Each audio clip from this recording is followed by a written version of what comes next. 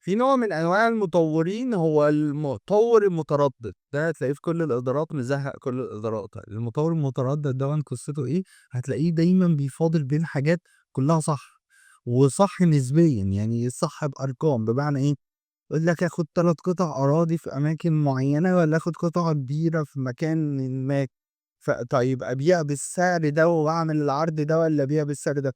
كلّها صح، والمفروض إن اللي يرُد عليك في الأمر دوًّا هو الsales director أو الcommercial director أو الراجل اللي أنت جايبه، بقى هو اللي يرُد عليك الرَد الفصل في الموضوع دوّة، يبدأ يnegotiate في حاجات. يعني أنا مثلًا لمّا بتيجي عندي الموضوع ده case marketing مثلًا، فيقول لك تتارجت ده والّا تتارجت ده؟